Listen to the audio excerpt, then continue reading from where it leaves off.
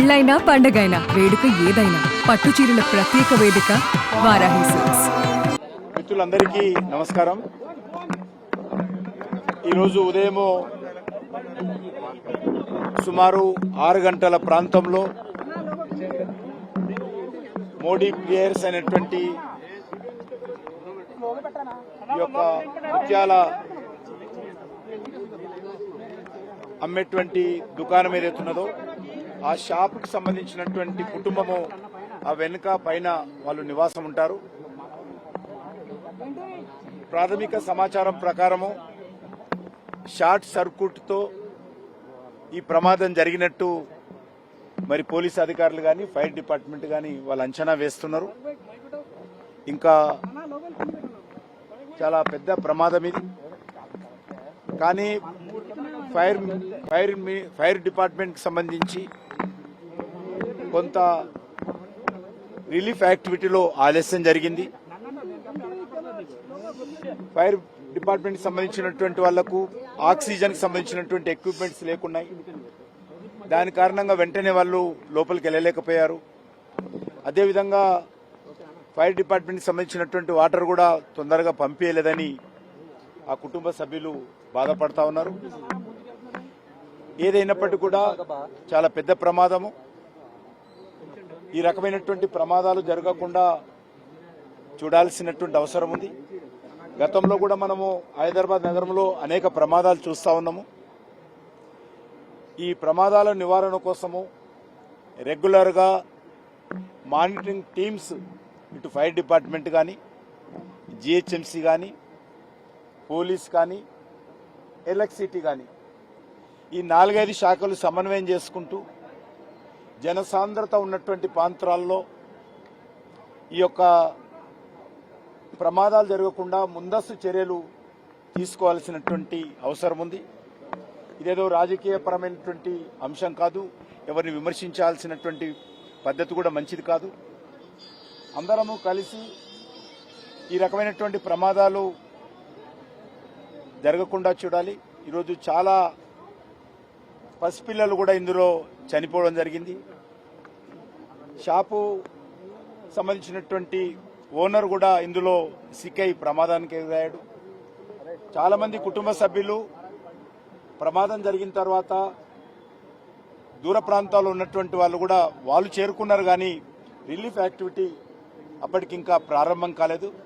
కాబట్టి మనము మరింతగా ఫైర్ డిపార్ట్మెంట్కి సంబంధించినటువంటి వాళ్లకు ఇది ఆ రకంగా చూస్తే మరి చాలా చిన్న ప్రమాదం అయినప్పటికీ కూడా ఎక్కువ నష్టం జరిగింది, ఎక్కువ ప్రాణ నష్టం జరిగింది, ఎక్కువ మంది గాయపడ్డారు.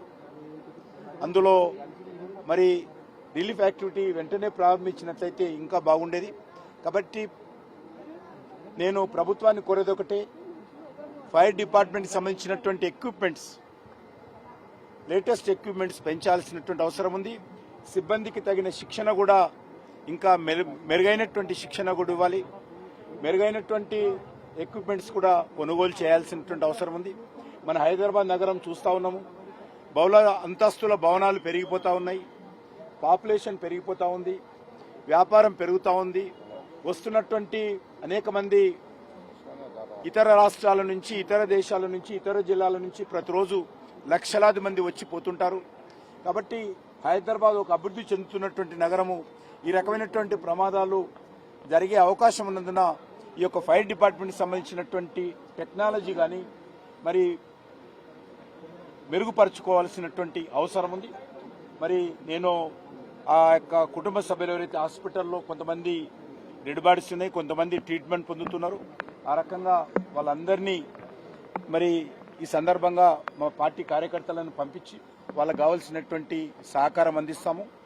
కేంద్ర ప్రభుత్వం తరఫున కూడా మరి ఈ యొక్క చనిపోయినటువంటి కుటుంబ సభ్యులు ఎవరుతున్నారో వాళ్ళకు కొంత ఆర్థిక సహాయం కూడా నేను ప్రధానమంత్రి గారితో మాట్లాడి అందిస్తానని చెప్పి ఈ సందర్భంగా మనవి చేస్తున్నాను.